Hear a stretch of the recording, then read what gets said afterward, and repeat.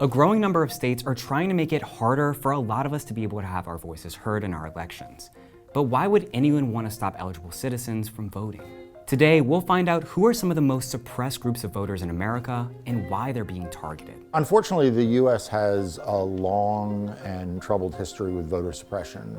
Let's not forget that women didn't get the right to vote for a long time. Even after that, African Americans faced systemic voter suppression in much of the country until the civil rights laws in the 1960s. We sat down with an expert on voters' rights, attorney Mark Elias, to help us understand it all. Let's start with young people and college students. In 2020, it's projected that Gen Z voters, those between the age of 18 to 23, will make up 1 in 10 eligible voters in the presidential election. What's interesting about student and young voters is that legislatures seem just fine saying we don't want college kids voting here. Like they seem just fine saying, we don't want college students or young voters participating. A number of states have put restrictions on voting that particularly impact young voters and college students. Some states have closed polling locations on or near college campuses, made college IDs an ineligible form of photo ID, and more. There are states that have said in order for a mail ballot to count or an absentee ballot to count, there needs to be a street address. I went to Hamilton College for 4 years. I don't even know there is a street address. I certainly don't know what the hell the street address was for my dorm, which is in some of these places what they require.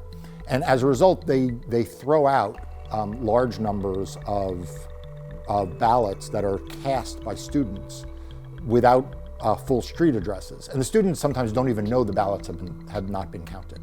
They fill them out, they mail them in, and then they're just not counted. Another group often targeted by voter restriction laws are Latinx and Hispanic voters. In 2020, 32 million Hispanic voters will be eligible to vote in the presidential election.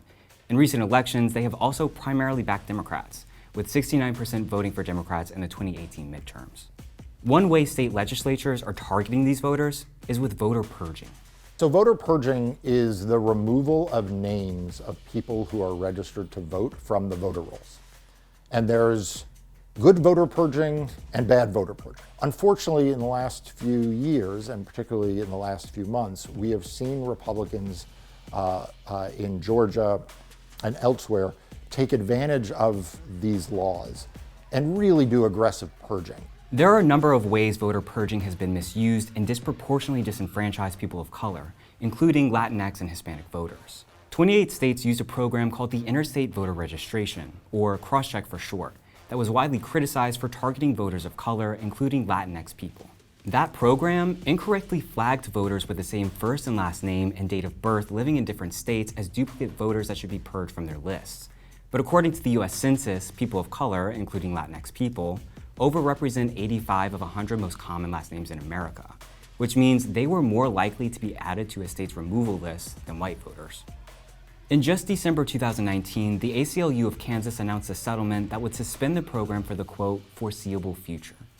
Another way Latinx and Hispanic voters are being targeted is by a new wave of mail-in voter restrictions. We're currently suing Arizona. Arizona passed a law to make it a felony for anyone to collect and deliver to the county or to the mailbox a absentee ballot that isn't their own. About 70% of Arizonans vote by mail. And in the more rural counties, the counties that have large Native American populations and have large rural Latinx populations, you have even higher than 70% rates of vote by mail. You have long distances to mailboxes. So the communities had self-organized themselves so that people would fill out their absentee ballots, seal them, and then bring them to a community center, and then someone would then drive them to the nearest post office or county office. The state of Arizona made that a crime, made it a felony, punishable by jail to do that.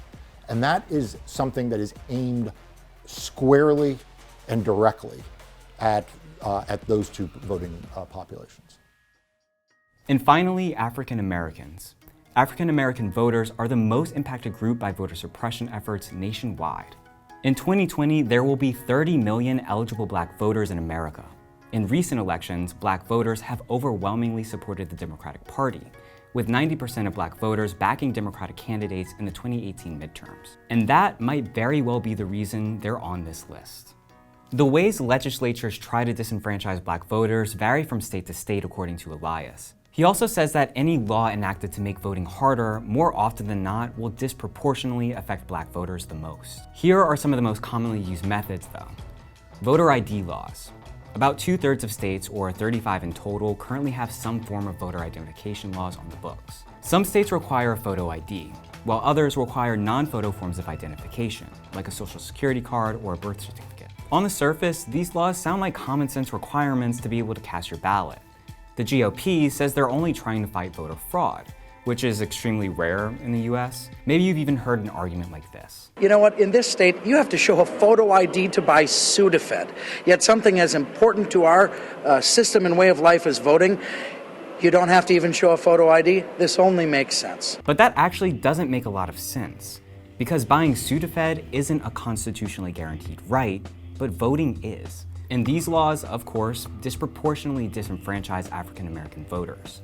Various surveys estimate that as many as 25% of African Americans don't have a government-issued ID, but about 90% of white Americans do. Another way African Americans are having their access to voting suppressed is by limiting access to early weekend voting.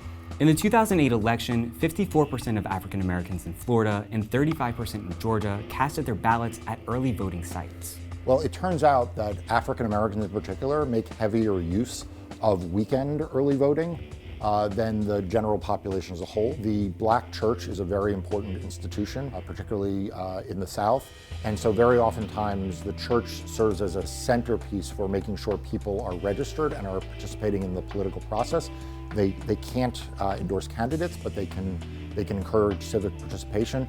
So many of those communities have come to rely on weekend voting, particularly Sunday afternoon voting, but even Saturday voting. Voter suppression is like death by a thousand paper cuts. Voter suppression isn't always the dramatic things you see on TV where, polling places are closed or access is blocked. Sometimes it's just these small little steps that make it that much harder. And discriminating against eligible voters, introducing barriers that keep them from voting, keep democracy from working.